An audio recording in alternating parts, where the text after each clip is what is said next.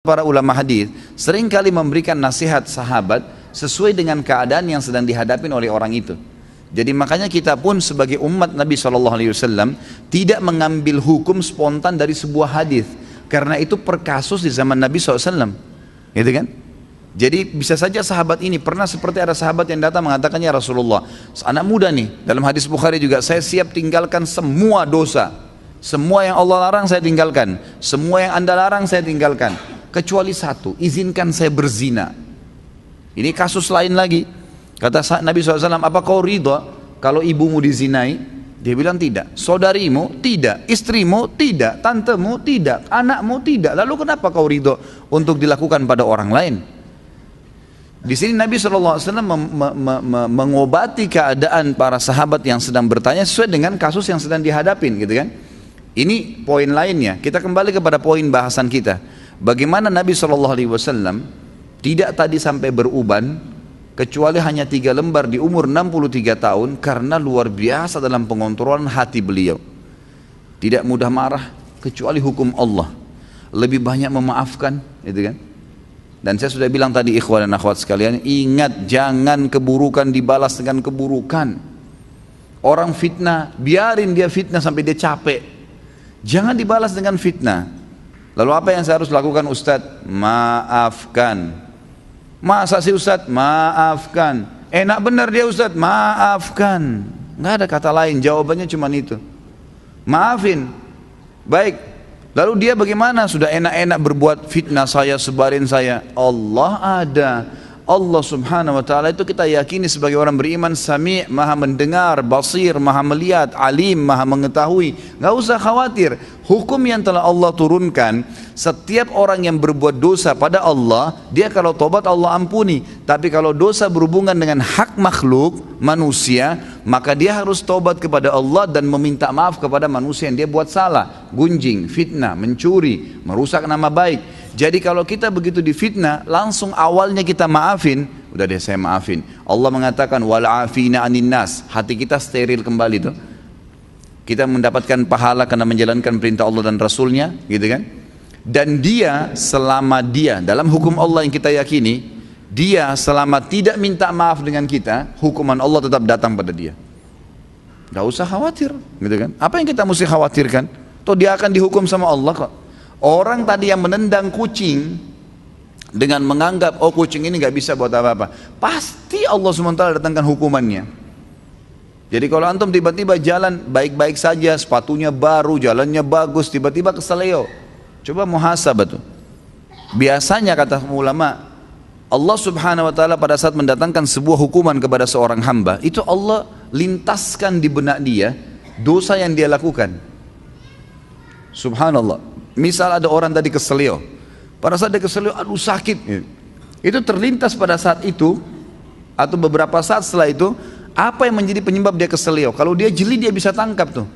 Oh ternyata dulu pernah ada orang yang saya tendang nih, pernah mencuri sepatu, pernah apalah gitu kan, pelaku-pelaku yang dilakukan, maka datang hukuman tersebut.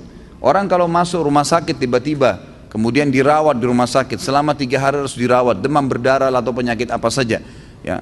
Kemudian dia pada saat sakit, pastikan kalau dia peka, kalau dia kembali kepada Allah, dia bermuhasabah, ya Allah ini apa penyebab dosa saya bertobat sama kamu kalau seandainya ada perbuatan salah, itu pasti terlintas di benaknya apa penyebabnya tuh.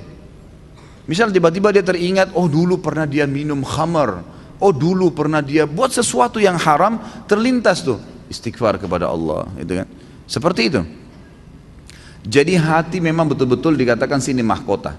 Dan saya lupa ya, saya tidak tahu apa saya pernah sampaikan di pertemuan lalu atau sebelumnya, tentang masalah bagaimana hati itu, teman-teman sekalian, betul-betul harus disterilkan. Seperti sebuah ruangan yang steril sekali, hati itu. Kalau hati ini antum buka, seperti ruangan, sebuah ruangan, jendelanya terbuka, pintunya terbuka. Di dalam ruangan berserakan tulang-tulang bekas makanan, baju kotor, makanan-makanan yang sudah basi. Apa jadinya ruangan itu? Masuk serangga dan binatang enggak? Hah? Masuk enggak? Kok cuma ngangguk-ngangguk? Hah?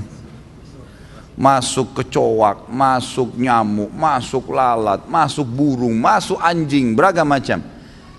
Tapi kalau ruangan itu bersih, ditutup jendela dan kacanya, maka tidak akan ada masuk apa-apa. Bahkan tidak ada nyamuk seekor pun, gitu kan. Ruangannya bersih, steril, dipel, disapu, pasangin AC yang bagus, kacanya rapat, pintunya rapat, ada pewanginya, nyaman kita di situ. Ini kalau saya bahasakan seperti hati manusia. Kalau ada penyakit di dalam seperti banyaknya tulang-tulang bekas makanan tadi itu akhi dan ukhti, sedikit-sedikit antum hasut sama orang, sedikit-sedikit antum merasa kenapa orang ini lebih hebat dari saya, kenapa orang ini lebih gagah dan lebih cantik, kenapa orang ini begini, kenapa orang ini, terus dibawa dengan penyakit hati. Maka seperti hati tadi yang penuh dengan ruangan yang penuh dengan barang-barang yang rusak tuh, baunya nggak enak. Dan lebih parah lagi ada orang dijaga sama dia, penyakit hatinya itu dijaga, dibiarkan dengan cara juga pintu hatinya terbuka. Jadi dia tidak taubat kepada Allah, tidak ditinggalkan. Maka setan-setan pada datang tuh, terus menerus datang. Maka harusnya memang ditutup, dirapiin, dipel, dibersihin, steril, kita akan nyaman di situ. Makanya Allah Azza wa Jalla mengatakan dalam Al-Quran, salah satu ciri orang yang akan selamat hari kiamat dengan mudah, bahkan saya bisa bahasakan selamat masuk surga tanpa hisab, Allah mengatakan illa man atallaha biqalbin salim.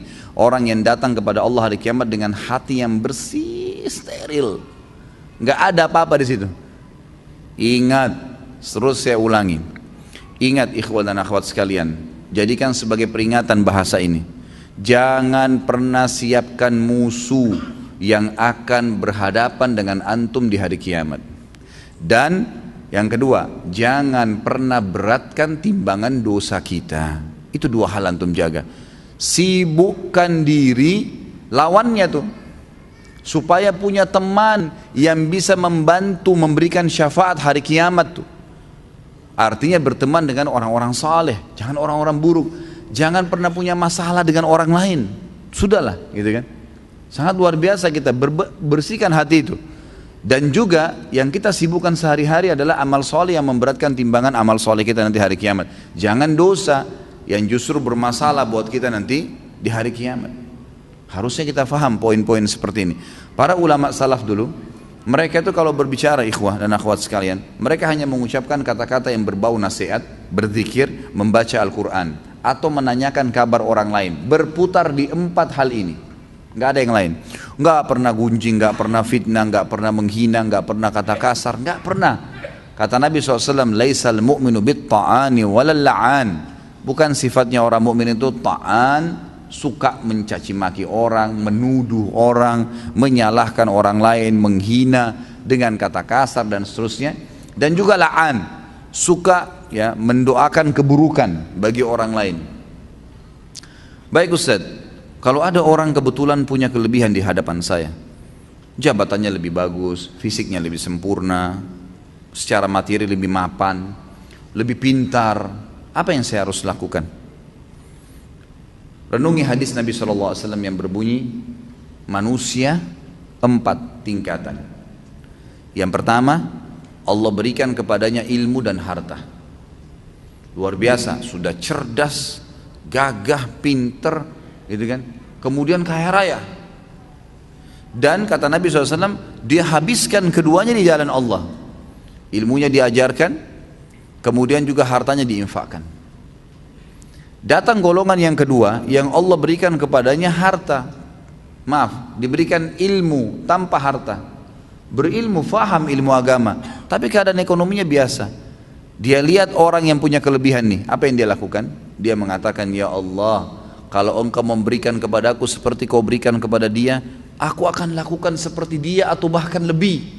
Kata Nabi SAW, fahuma fi ajri sawa, dua-duanya akan sama pahalanya. Karena memang yang kedua ini nggak punya harta, maka dia hubungkan itu dengan tekad yang kuat, niat yang baik kepada Allah Subhanahu wa taala. Kalau dia dikasih, dia akan lakukan. Allah dengan kemahaadilannya berikan. Si yang pertama nggak dizalimi, dia dapat semuanya. Tapi yang kedua diberikan kelebihan oleh Allah Subhanahu wa taala karena tekadnya yang baik. Golongan ketiga, orang yang Allah berikan kepadanya harta tanpa ilmu, nggak ada ilmunya, kaya raya tapi luar biasa, cuma nggak tahu mana halal mana haram. nggak pernah tahu masalah urusan akhirat, ada surga dan neraka, nggak pernah berpikir kalau mati di alam barzah nanti akan ada masalah kalau dia banyak dosa. Diberikan, dihabiskan hartanya di jalan kemaksiatan kepada Allah, bangun diskotik, bar, sibuk dengan itu. Kemudian datang golongan keempat, ini yang luar biasa, ya. Kejahilan yang luar biasa. Jangan jadi golongan ketiga aja nggak boleh, apalagi golongan keempat. Orang yang tidak dikasih ilmu, nggak dikasih harta, miskin, ya kan gitu, dan juga tidak ada, bodoh, nggak ada ilmunya. Yang dia jadikan tolak ukur bukan golongan pertama sama kedua, tapi golongan ketiga. Orang kaya raya yang bangun hotel sana sini banyak kemaksiatannya, diskotik dan seterusnya. Orang-orang yang banyak tiap hari bermaksiat kepada Allah SWT, lalu dia bilang, kalau saya punya harta seperti dia, saya akan buat yang sama. Maka kata Nabi SAW, fahuma fi wazri sawa. Ini orang ini sama-sama dosanya. Rugi nggak kira-kira? Udah miskin di pinggir jalan, rumahnya sudah gubuk, nggak ada ilmunya, bodoh. Kemudian di sebelah gubuknya ada orang bangun hotel atau diskotik, keluar pakai mobil Mercy, tiap hari mabuk, berzina, gonta-ganti pasangan. Lalu dia bilang, coba saya kaya seperti dia, saya akan buat sama. Lalu kita yang di gubuk itu sudah susah hidupnya, dikasih dosa yang sama dengan dia, kita nggak lakukan, padahal tekadnya maunya seperti itu. Maka ini kata Nabi SAW, fahuma fi wazri sawa, ini sama dosanya. Jadi selalu jadi tolok ukur orang yang berprestasi dan baik, Allah berikan kebaikan-kebaikan padanya, lalu dia habiskan di jalan Allah. Yang kedua yang kita harus lakukan, berdoa kepada Allah Subhanahu. Tadi bertekad ya, yang pertama. Yang kedua kita berdoa. Saya bilang begini ikhwan dan akhwat sekalian, kalau ada orang yang Allah berikan kelebihan, apapun kelebihan yang kita tahu itu, ilmu kah, materi kah, ya, kelebihan fisik lah, apa saja. Maka saya bilang, misal ada teman saya Ustadz ganteng, ada teman saya cantik, ada teman saya pintar, ada teman saya kaya. Apa yang saya harus lakukan? Bertekad melakukan perbuatan seperti apa yang dia lakukan kalau positif di jalan Allah. Dia bersedekah, kita juga bertekad seperti itu. Dia lakukan apa saja, memang kita tidak punya kemampuan untuk melakukannya, maka kita tekadkan untuk itu, diniatkan dan dilakukan. Kalau betul-betul tekad ya, niat yang diikuti dengan tekad. Jadi kalau betul-betul ada harta, memang dia akan keluarkan. Yang kedua, mendoakan dia. Ini yang jadi saksi bahasan nih, memperbaiki hati kita. Mendoakan dia agar Allah tambahkan kelebihan itu. Ada orang gagah dan cantik, semoga ya Allah engkau berikan dia lebih baik daripada itu. Lebih sudah kaya, ya Allah berkahi rezekinya. Kalau dia sudah pintar, ya Allah berikan kepintaran tambahan. Loh kok bisa Ustaz? Dia udah kaya kok, dia udah gagah, dia udah cantik, dia udah pintar, ngapain saya doakan lagi? Dengarkan hadis Nabi SAW, hadis sahih riwayat Imam Muslim. Kata Nabi SAW, siapapun mendoakan saudaranya Muslim, maka di atas kepalanya malaikat berkata, walaka mithluhu walaka mithlu, kau akan dapat sama, kau akan dapat sama. Artinya kita bilang, ya Allah berikan dia kekayaan, sebenarnya kita sedang mendoakan diri kita sendiri. Dan doa ini diaminkan oleh malaikat yang langsung berhubungan dengan Allah Azza wa Jalla. Artinya kita kalau lihat orang kaya, ya Allah berkahi ya Allah, kita sedang minta diberikan kekayaan, tambahkan kekayaan dia. Kita minta tuh. Dan juga kata para ulama, dengan doa ini kalau Allah ijabah, maka selama mulai detik itu, selama dia ya, diberkahi hartanya lebih banyak, semenjak itu semua pengeluaran dia yang berbau pahala kita panen pahalanya, karena kita mendoakan. Jadi ada keterlibatan pahala ke dia, ada doa untuk kita pribadi. Itu kan luar biasa itu. Dan ini semua ujung-ujungnya sebenarnya untuk mensterilkan hati seseorang. Ya kan? Otomatis kita jadi tidak hasut sama orang. Oh ternyata dia punya kelebihan, ya Allah sudah kasih. Ya Allah berikan saya seperti dia, atau berkahi dia, gitu kan? Nggak masalah. Bahkan sebagian ulama mengatakan boleh orang itu ghibtah.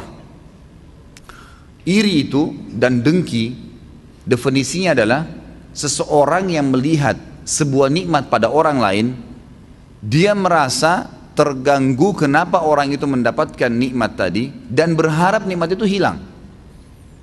Misal orang gagah, orang pintar, orang kaya, hasut dia, kenapa ya orang ini dapat? Lalu dia bukan tidak cukup sampai situ, dia merasa bagaimana caranya supaya orang ini hilang kebaikan itu darinya, supaya hilang kelebihan fisiknya, supaya hilang kekayaannya, supaya hilang jabatannya. Dibuatlah makar oleh dia untuk itu terjadi. Gitu kan? Kebanyakan kalau di Indonesia ini jalan pintasnya dukun, gitu kan. Dukun, gagalkan usahanya orang, rusakkan rumah tangganya. Ini dukun yang bermain, setan-setan semua bermain, gitu kan. Untuk mengiyakan nih permasalahan ini, gitu. Nah ini harus hati-hati, gitu kan. Harus, tidak boleh ke sana. Ya, tidak boleh sama sekali. Kita balik kasusnya sekarang, kita harus bertekad. Kalau ada positif kita bertekad agar mengerjakannya. Tapi memang ini pada saat kita nggak punya ya. Jadi misal jangan sampai antum sudah kaya raya, antum bilang saya nggak usah sedekah, cari orang kaya saja. Saya bilang, oh kalau dia bersedekah saya tinggal niatin aja. Bukan gitu. Sebab di sini dikatakan oleh Nabi SAW adalah orang yang Allah kasih ilmu tanpa harta, memang nggak ada hartanya. Yang itu. Ada sebentar lagi nih banyak jemaah haji berangkat, ya kan? Antum nggak punya kesempatan haji, mungkin ada duit tapi nggak dapat visa, nggak ada kesempatan. Bisa kita dapat pahala seperti mereka. Caranya memang tekadkan, ya Allah, kalau engkau mudahkan aku seperti mereka dapat visa, dapat kemudahan, aku akan haji bersama mereka. Sama pahala hajinya tuh, tapi tidak diambil dari pahala mereka. Allah dengan kemahadilannya tetap beri mereka, tapi kita diberi juga senilai hanya dengan niat dan tekad tadi. Yang kedua, doakan, sering mendoakan kebaikan. Dan saya sudah pernah bilang, hati juga itu akan sangat baik. Ada orang berbuat jahat dengan kita nih. Dalam masalah doa, coba pilih doa yang baik. Kalau betul-betul sudah nggak bisa, mungkin baru antum bisa pilih opsi doa yang kedua. Misal ada orang utang nggak bayar. Contoh kasus, kita merasa dongkol nih, kenapa dia nggak bayar nih? Udah ditagih nggak mau bayar juga, gitu kan? Saya mau doakan deh. Doanya di sini bisa dua nih. Ya Allah, hancurin rumahnya. Misal, terzalimi, bahaya nih. Doa apa saja bisa dikabulin sama Allah karena orang terzalimi tidak ada hijab antara dengan Allah, gitu kan? Bahaya tuh. Ya Allah, kalau dia lagi jalan-jalanan tabrakin mobilnya. Dan ini bahaya sekali. Ini bukan saya lagi ajarin doa buruk ya. Jangan diamalin. Ingat, jangan diamalin. Ini saya kasih contoh. Ini satu opsi doa. Baiklah, antum terzalimi, dikabulin sama Allah. Tabrakan masuk rumah sakit, udah selesai. Atau kita doakan apalah, terjadi pada dia, gitu kan? Maka kalau sudah terjadi doa itu pada dia, urusan antum sama dia sudah selesai. Urusan antum sama dia sudah selesai, gitu kan? Karena dia sudah dihukum sama Allah. Antum minta percepat hukumannya. Gitu. Mana lebih baik ini? Atau kita mendoakan, ya Allah bukain hatinya, ya Allah mudahin dia membayar utangnya, ya Allah berikan dia pemahaman, takutkan dia dengan akhirat, ya. Lalu Allah berikan hidayah. Ini doa loh, ini doa ini luar biasa, masuk ke dalam hati manusia. Lalu Allah berikan dia hidayah. Satu waktu dia ikut pengajian di satu tempat, sadar 2 tahun kemudian tiba-tiba dia yang datang, sudah berubah performanya, sudah datang kepada kita. Ya akhi, masih ingat tak sama saya? Assalamualaikum, saya dulu yang pernah ngambil utang 10 tahun gak bayar. Saya baru ikut pengajian sunnah, alhamdulillah saya takut nih, saya bayar sekarang. Kita di sini dapat hak kita. Yang kedua, semenjak dia baik sampai dia meninggal, itu kita panen pahalanya. Kita doain kebaikan. Mana yang lebih baik? Dan yang luar biasanya adalah yang saya ingin tarik benang merahnya dari kisah, dari contoh tadi ini, hati kita bersih. Hatinya jadi baik gitu kan? Karena kita sudahlah dimudahin. Sayangnya banyak manusia ini nanti sudah divonis oleh dokter umurnya tinggal seminggu baru mau jadi baik tuh. Ini seseorang ke dokter kena, naudzubillah, 1 orang, tidak ada di sini insyaallah. Allah amankan insyaallah. Ada orang kena kanker, dokter vonis ini kankernya sudah parah nih, seminggu lagi bapak dan ibu meninggal. Kira-kira dalam seminggu itu begitu keluar dari rumah sakit sudah dibilang ini sudah nggak bisa, nggak ada obat lain. Ada tetangganya datang, tuh tetangga sebelah ceritain kau. Apa kira-kira yang dia bilang? Dia pergi balas ke sana, sudah seminggu lagi mau mati nih. Saya yakin tidak bakalan kan? Sudahlah, ada orang yang ambil hakmu. Sudahlah. Ini mau mati, dia sudah pikir malaikat maut mau cabut ruhnya gitu kan? Karena dokternya sudah vonis mati seminggu. Padahal sebenarnya secara akal sehat tanpa tunggu vonis dokter kita sudah harusnya begitu. Jaminan apa antum masih bisa hidup malam ini, gitu kan? Dari mana kita punya jaminan? Maka semestinya memang hati itu dijaga, disterilkan. Doakan dia, gitu kan?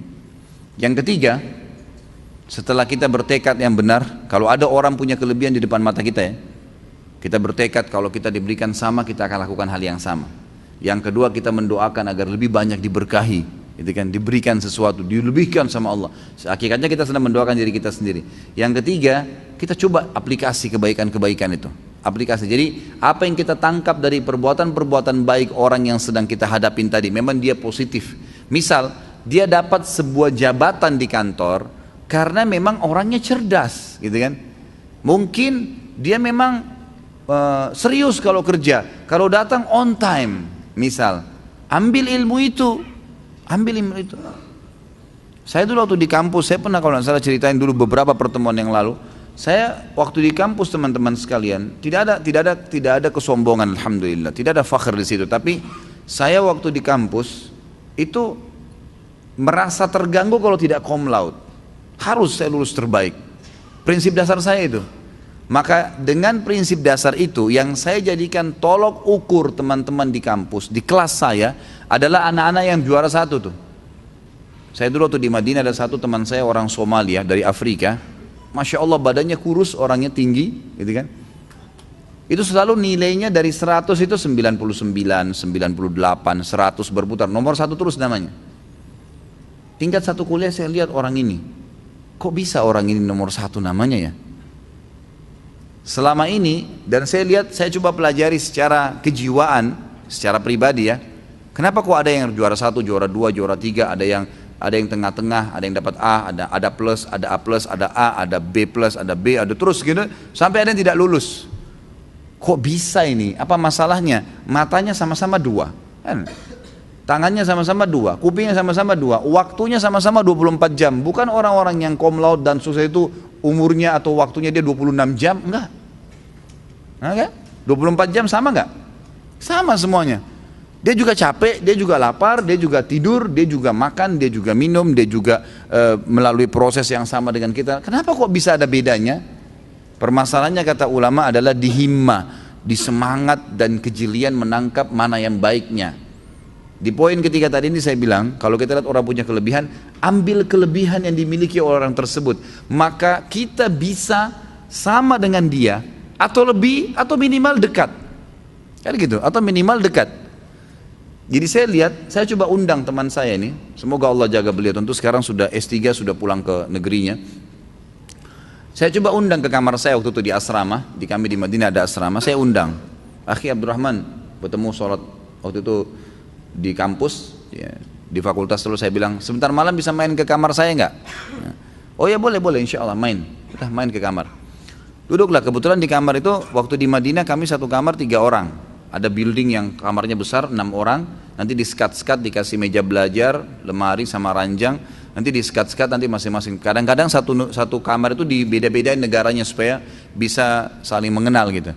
Kebetulan waktu itu saya dapat building yang baru dan memang ada hanya 3 orang karena lebih kecil kamarnya, dan kebetulan juga satu kamar itu ber3 orang Indonesia semua. Maka saya bilang sama teman-teman saya di kamar, satunya sepupu saya sendiri, yang satu juga orang dari Sulawesi Utara. Kemudian saya bilang, ada tamu saya mau datang nih, ini anak yang lulusan terbaiknya fakultas dakwah waktu itu. Saya mau undang malam ini, kita ngobrol-ngobrol, kalau antum mau ikut silahkan, kalau enggak ya sudah, pokoknya saya mau minta izin untuk ada di kamar. Mungkin ada obrolan yang lebih suaranya keras, kita enggak sengaja, mohon maaf. Ya enggak apa-apa, kita ngobrol dulu sama-sama. Datanglah dia habis sholat isya, saya hidangkan teh, ngobrol-ngobrol apa yang saya bisa hidangkan.